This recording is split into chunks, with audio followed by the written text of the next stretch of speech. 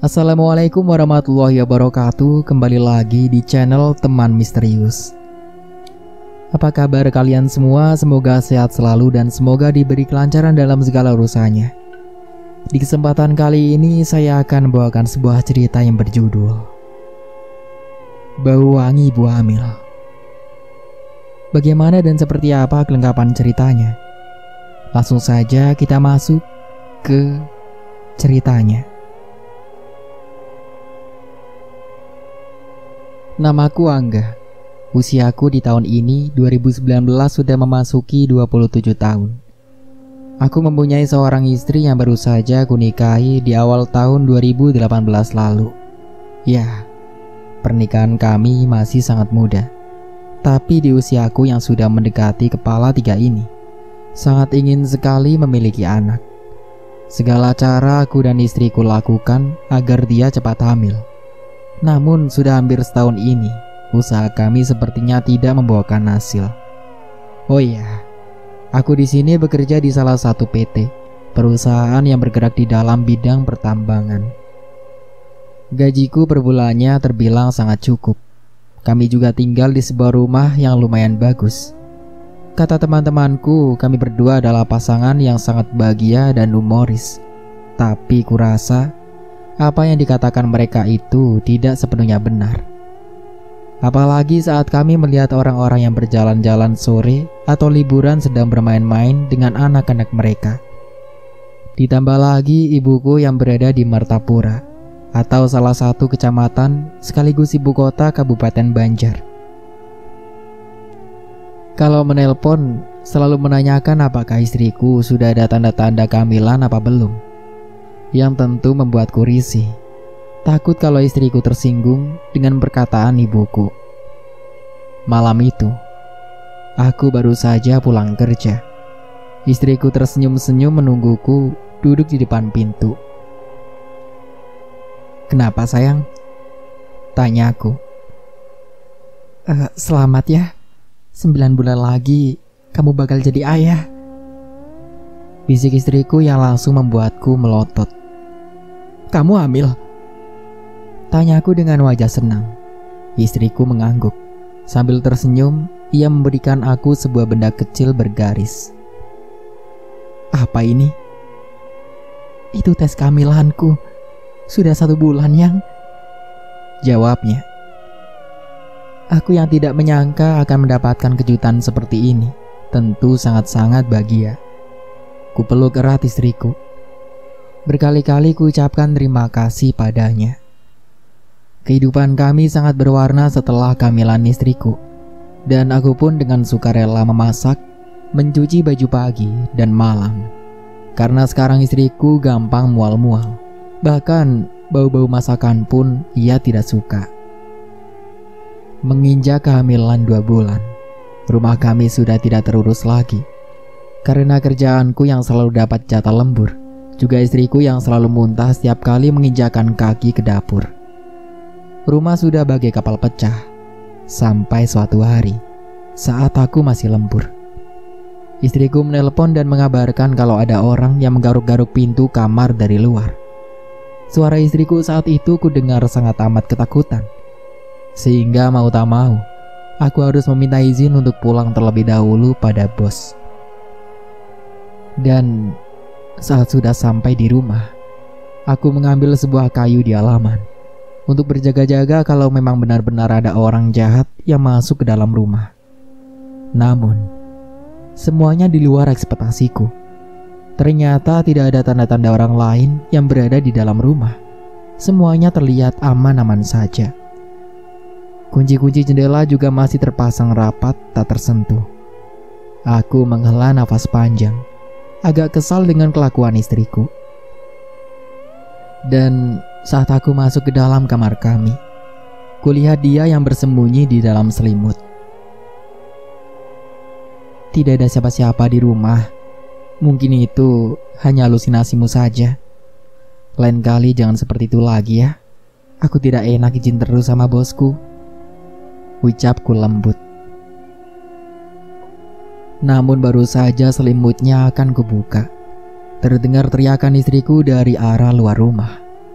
Dan saat aku menoleh, ternyata selimut itu sudah kempes.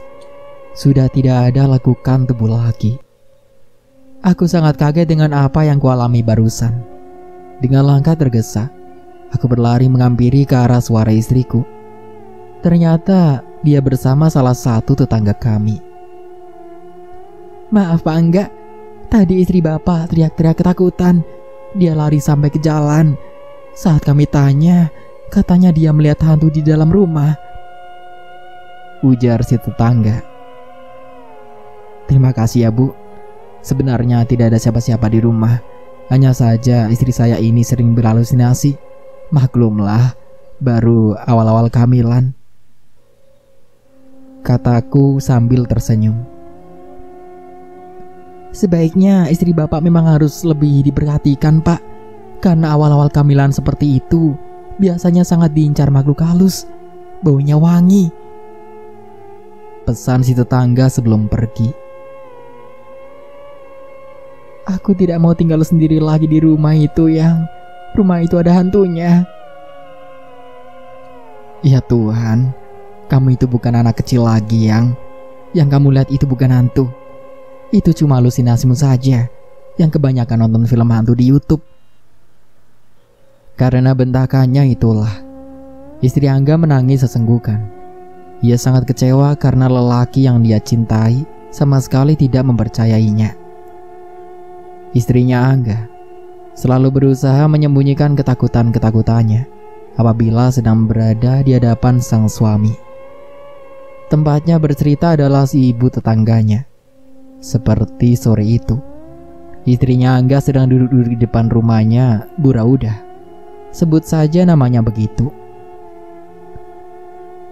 "Kamu itu hamil pertama dan usia kandunganmu masih sangat muda. Kehamilan yang seperti ini sangat diincar oleh makhluk halus. Makanya orang-orang dulu menyediakan kadut yang terbuat dari kain hitam. Biasanya kadut itu diisi dengan jaringau, kayu sompon, limau nipis, sahang atau lada biji, dan bawang merah tunggal. Kadut itu harus dibawa oleh si ibu hamil. Bisa diselipkan di celana, BH, atau diikat di pinggang. Benda-benda itu dipercaya dapat melindungi si ibu hamil dari pengulu, kuyang, ataupun makhluk halus lainnya," kata Bu Raudah. "Dan di bawah rumah digantungi dari limau, sekadut garam, dan daun nanas secara terbalik. Katanya daun nanas yang digantung terbalik sama seperti ranjau yang menghalangi mereka masuk. Aku dulu juga begitu, sewaktu hamil anak-anakku. Dan di usia kandungan 7 bulan, biasanya disuruh minum telur ayam kampung dan minyak goreng sampai ketika akan melahirkan. Setiap sholat juga harus membaca tasbih Nabi Yunus atau doa Zunnun. Alhamdulillah, kelahiran lancar meski tidak memakai talusur," lanjut Bu Raudah sembari mengelus perut istrinya Angga. "Tapi suami saya tidak percaya dengan hal-hal seperti itu, Bu. Dia selalu mengaitkan apa yang saya alami dengan ilmu kedokteran. Jika ditentang, dia pasti marah," ujar istrinya Angga jujur. Bu Raudah terdengar menghela nafas.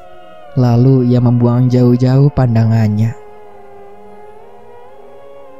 "Memang susah menjelaskan dengan orang yang tidak mempercayai hal-hal seperti itu. Padahal aku yakin suamimu itu pasti juga merasakan hal yang sama denganmu. Oh iya, tunggu sebentar ya.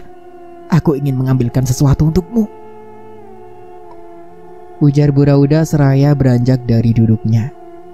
Istrinya Angga menunggu Bu Raudah keluar sambil melihat-lihat bunga-bunga yang cantik di halaman rumah tersebut. "Sini," panggil Bu Raudah. "Ini kadut yang dulu kupakai sewaktu hamil. Tadi sudah aku isikan dengan jaringau, bawang tunggal, limau nipis, dan kayu sompun. Tolong dijaga ya, jangan dilepas," ujar Bu Rauda seraya memasangkan kadut hitam dengan tali hitam yang cukup panjang ke pinggang istri Angga. Besok, kalau aku pulang dari kebun, aku akan bawakan daun nanas untukmu. Tapi Bu, shh, ini penangkal. Kamu jangan sekali-kali melepas, apalagi membuangnya. Karena kita tidak tahu sosok apa yang mengincar janinmu itu. Jaga ini untuk anakmu dan dirimu. Potong Bu Rauda. Terima kasih banyak ya Bu. Saya tidak tahu lagi bagaimana caranya membalas kebaikan Ibu. Sudah, kita ini sesama wanita. Apa yang baru kamu rasakan sekarang sudah terlebih dulu aku rasakan, kata Bu Rauda seraya mengelus pundak istri Angga. Ya sudah Bu, kalau begitu saya pulang dulu ya.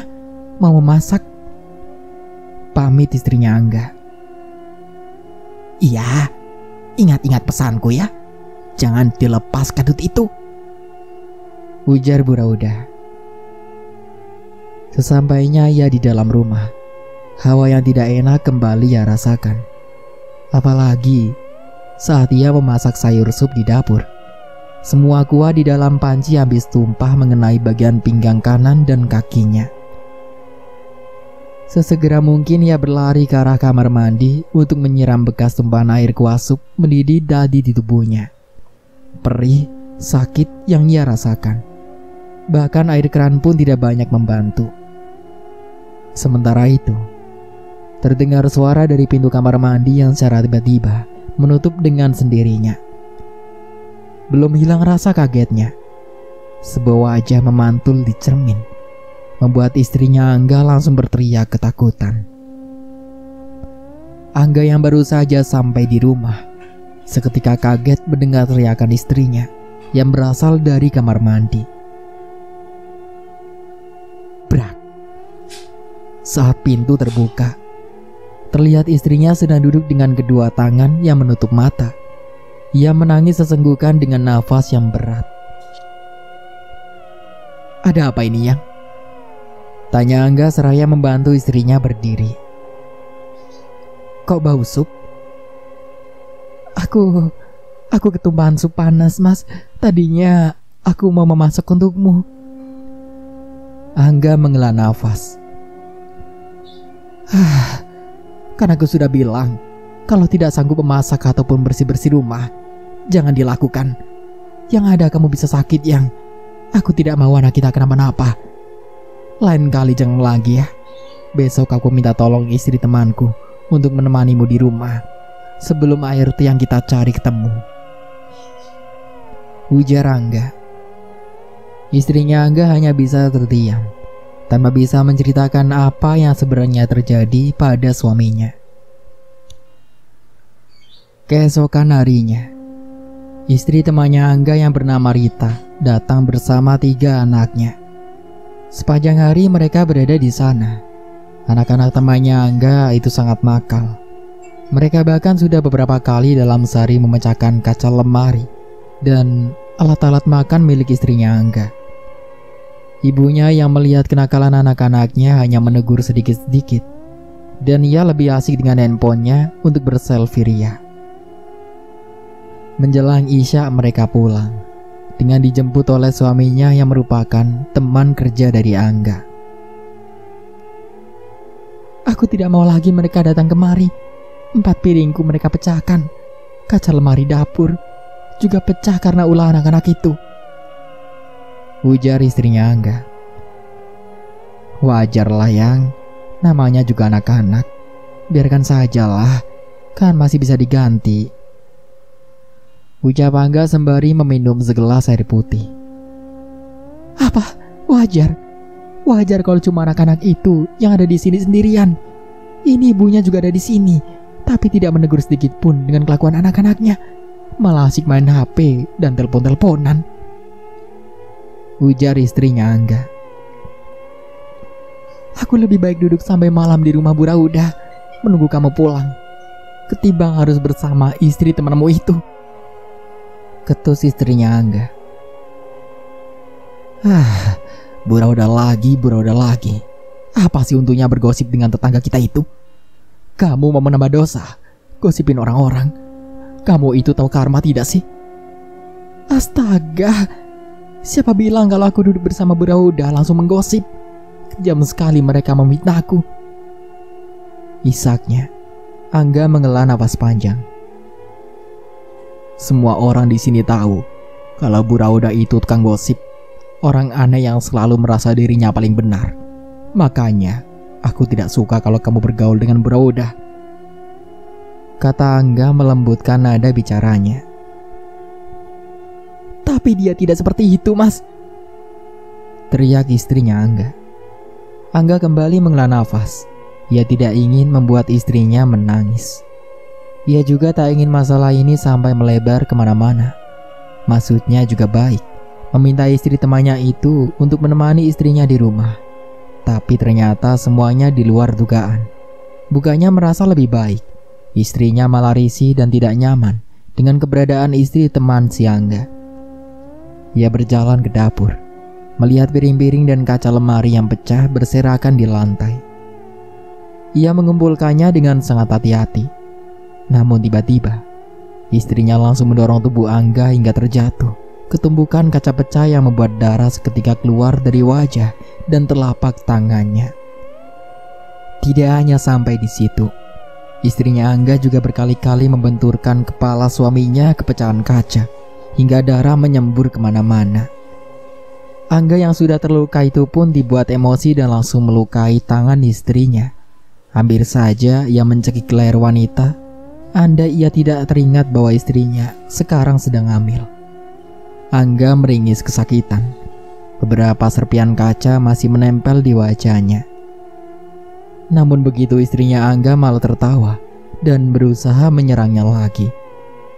Angga yang tidak ingin melukai istrinya lagi itu pun langsung berlari ke arah ruangan lain. Ia berusaha menghindar. Namun anehnya, istrinya Angga bisa menemukan keberadaannya meski sudah bersembunyi di tempat yang tersembunyi.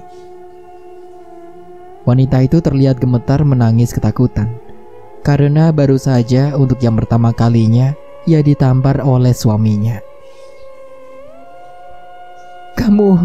Kamu menamparku, isaknya. Maaf Yang, tadi kamu mau membunuhku. Aku terpaksa harus menamparmu, ucap Angga sembari meraih tubuh istrinya. Lihat wajahku dan tanganku. Kau membuatku seperti ini. Aku benar-benar tidak nyangka akan jadi seperti ini, Yang. Aku janji besok tidak akan meminta mereka datang ke rumah kita lagi. Tapi tolong jangan bertingkah seperti ini lagi ya. Kau bukan hanya bisa membahayakan orang lain, tapi juga bisa membahayakan anak kita. Aku tidak mau terjadi apa-apa pada anak kita, Yang, lanjut Angga. Tapi aku tidak melakukan. Sudah, jangan dibahas lagi, potong Angga dengan cepat. Malam itu, setelah mengobati luka-luka istrinya, Angga perlahan-lahan mencabuti serpihan kaca yang masih menempel di kulitnya. Rasanya sangat perih. Jam sudah menunjukkan pukul 1 malam. Sebuah notifikasi muncul di HP-nya. Dengan malas, Angga membuka matanya. Gak, tadi istriku kerasukan. Tingkahnya sangat aneh dan hampir membuat aku dan anak-anakku celaka. Saat kerasukan itu dia bilang kalau tidak akan melepaskan kalian. Aku khawatir kalau ada apa-apa terjadi pada kau dan istrimu. Ini nomor HP Paman Malik. Kau bisa telepon dia besok. Ia tidak punya WA. Begitulah isi chat dari temannya Angga. Saat tanpa sengaja melihat ke arah jendela, Angga tersentak melihat sebuah sosok hitam yang berdiri menatap ke arah tempat tidur. Jantungnya mulai berdegup tak karuan. Beberapa kali Angga menelan ludahnya, hingga akhirnya makhluk hitam tersebut menghilang dengan tiba-tiba. Angga lalu bangun dan menyalakan lampu kamarnya. Ketakutan mulai ia rasakan. Jujur Angga akui, semenjak istrinya hamil, kejadian-kejadian aneh mulai sering terjadi di rumah itu. Angga kembali mencoba tidur. Namun, bau-bau aneh seperti rebusan pandan dan bau kencur mulai tercium olehnya. Dan hembusan angin yang entah dari mana datangnya membuat bulu-bulu di sekujur tubuhnya merinding. Ia selalu merasa terancam jika matanya terpejam. Ia membuka aplikasi YouTube-nya dan mencari film-film lucu untuk mengusir rasa takutnya di malam itu. Namun film-film lucu yang dia tonton sama sekali tidak membantunya. Malah kini ia mendengar suara desahan-desahan nafas yang berada sangat dekat dengan telinganya. Karena tidak juga merasa lebih baik, akhirnya Angga menyetel musik dari HP-nya. Ia juga mengambil HP milik istrinya dan membuka aplikasi-aplikasi milik istrinya. Beberapa aplikasinya tidak menunjukkan keanehan. Namun ketika ia mengecek Google milik istrinya, Angga begitu terkejut sekaligus emosi melihat bekas-bekas pencarian istrinya. Banyak sekali urutan pencarian tentang apa itu makhluk halus, jin, dan setan juga iblis di sana. Untuk apa ia mencari tahu masalah yang beginian? Gumam Angga. Terdengar suara derit pintu yang terbuka dan sebuah benda yang seperti dilempar dan memantul di lantai. Angga mengurungkan niatnya untuk memeriksa keluar kamar ketika ia kembali melihat sebuah bayangan di bawah pintu. Angga benar-benar menjadi seorang penakut malam itu. Pukul 4 subuh, barulah Angga bisa memejamkan matanya. Dan alhasil, akhirnya ia bangun kesiangan. Kamu tidak usah memasak ya, nanti malam aku bisa beli makanan di warung. Kalau kamu takut di rumah sendirian, kamu bisa ke rumah Bu Raudah, pesan Angga pada istrinya. Sekitar pukul 3 sore, istrinya Angga pergi ke rumah Bu Raudah. Maaf ya, aku belum ke kebun, jadi daun nanasnya belum ada. Tidak apa-apa Bu, santai aja. Oh iya, ini sepertinya bunga baru Bu. Iya, kemarin beli di Facebook. Wah, bunganya bagus-bagus. Puji istrinya Angga seraya memegang salah satu kelopak bunga yang baru dibeli oleh Bu Raudah, dan keanehan pun terjadi. Bunga yang dipegang oleh istrinya tiba-tiba rontok. Astaga, aduh, maaf Bu, kelopak bunganya lepas. Tidak apa-apa, nanti juga tumbuh lagi. Kamu sudah makan? Tanya Bu Raudah sambil tersenyum. Saya masih tidak nafsu makan Bu. Apalagi kalau Angga membeli makanan yang berminyak-minyak. Melihatnya saja saya langsung muntah. Sama, aku juga dulu begitu. Waktu hamil anak perempuanku, malah selama 3 bulan cuma diam dan rebahan di dalam kamar saja. Bergerak sedikit muntah, apa-apa muntah. Sampai lemas sekali badan kalau bangun. Sekitar pukul 6 sore, istrinya Angga pamit pulang. Di dalam rumah, ia langsung masuk ke dalam kamar, mengunci pintu rapat-rapat dan menonton film kartun untuk menghibur rasa gelisahnya. Sementara itu, di rumah Bu Raudah, setelah ia memasak, ia kembali keluar rumah untuk menyiram bunga yang baru dibelinya kemarin. Namun sesampainya di luar, ia sangat terkejut dengan keadaan bunganya yang sudah layu dan mati. Tidak hanya satu, tapi beberapa bunga yang sempat disentuh oleh istrinya Angga menjadi layu dan mati. Astagfirullahaladzim, ucap Bu Raudah. Nafasnya turun naik, wajahnya mulai terlihat panik. Bu Raudah berlari ke arah rumah Angga. Ia berteriak-teriak memanggil istrinya Angga dari luar rumah. Namun tak ada siapapun yang mendengar teriakannya. Sekitar setengah jam menunggu, akhirnya Angga datang. Bu Raudah langsung menanyakan beberapa pertanyaan pada Angga yang membuat Angga bingung sekaligus emosi. Saya tidak tahu kadut apa yang ibu bicarakan, jawab Angga meninggi. Istrimu diincar makhluk halus. Sekarang dia pasti dalam bahaya. Mendengar perkataan Bu Rauda, Angga langsung deg-degan. Tanpa memperdulikan Bu Rauda, Angga mencoba memaksa masuk ke dalam rumah. Dan tidak seperti biasanya, malam itu rumahnya terkunci rapat, sehingga membuat Angga kesulitan untuk masuk ke dalam. Punya linggis? Ada, sebentar ku ambilkan, jawab Bu Rauda yang segera berlari pulang ke rumahnya. Beberapa saat menunggu, sambil ia terus memanggil-manggil nama istrinya. Ini linggisnya, ujar Bu Rauda yang datang bersama suami dan juga anak lelakinya. Dibantu oleh anak dan suami Bu Rauda, akhirnya pintu berhasil dijebol. Mereka masuk ke dalam rumah. Di dalam rumah nampak masih seperti biasa. Namun, saat ia sampai di depan pintu kamar, lagi-lagi terkunci.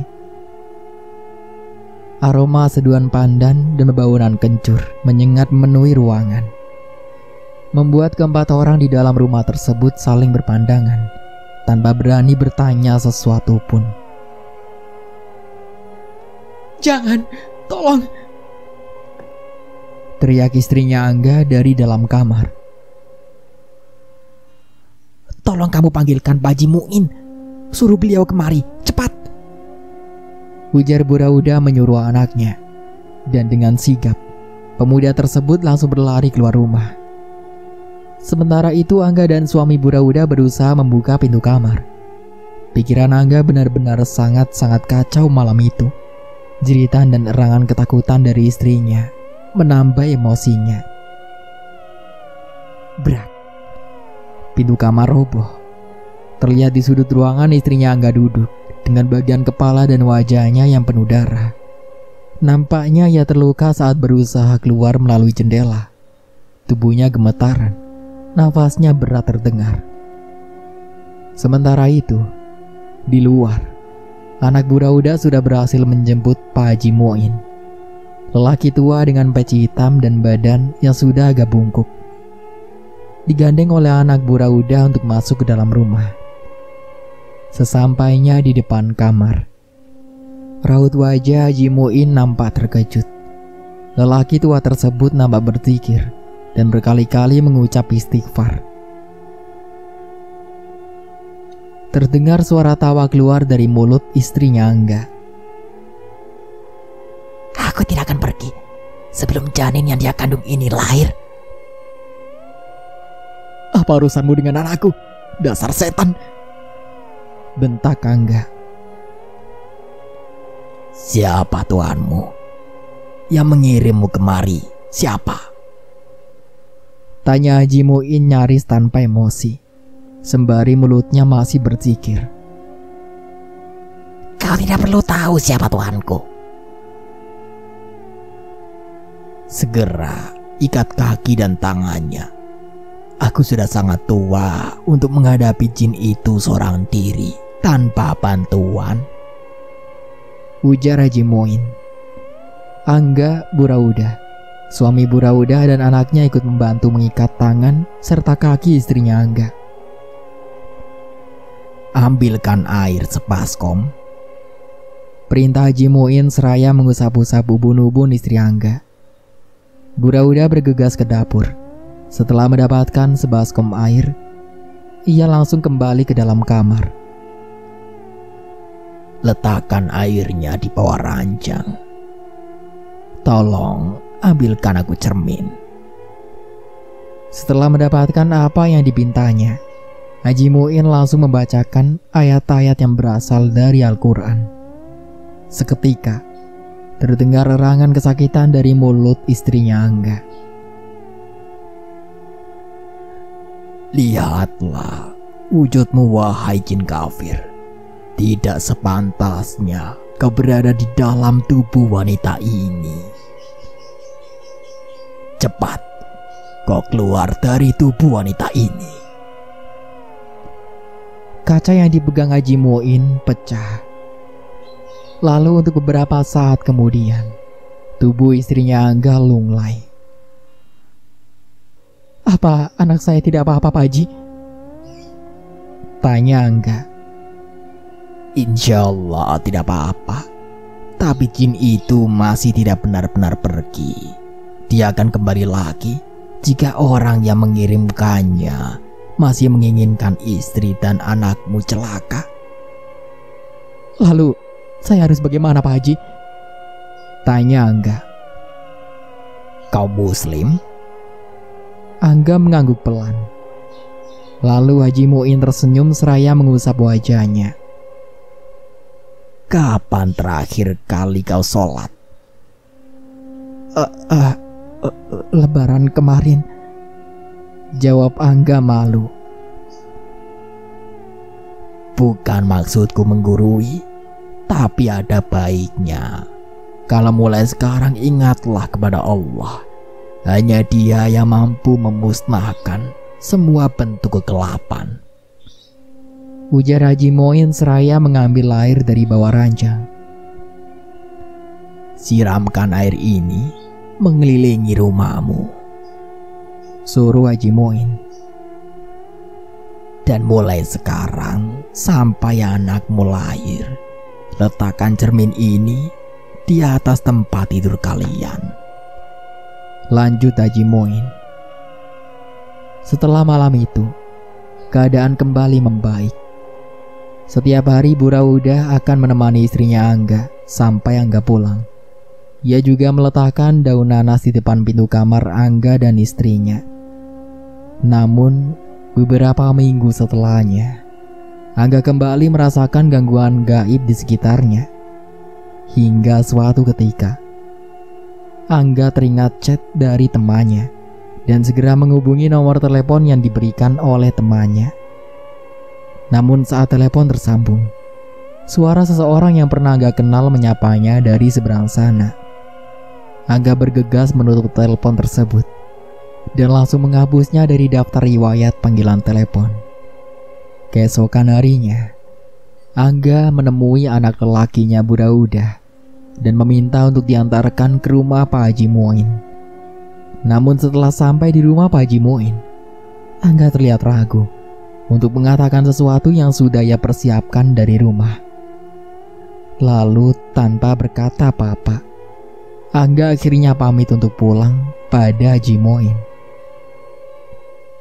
Aku yakin tanpa aku beritahu pun kau sudah mengetahuinya, ucap Haji Muin. Angga menghela nafas panjang, lalu bergegas keluar dari rumah tersebut. Suara perempuan dari seberang telepon waktu itu kembali mengingatkannya dan sebuah masa lalu yang ia pun enggan untuk mengingatnya kembali. Dan begitulah akhir dari ceritanya. Semoga dari cerita ini kita bisa ambil hikmah dan pelajarannya. Saya Dayun pamit undur diri. Kurang lebihnya mohon maaf. Wassalamualaikum warahmatullahi wabarakatuh.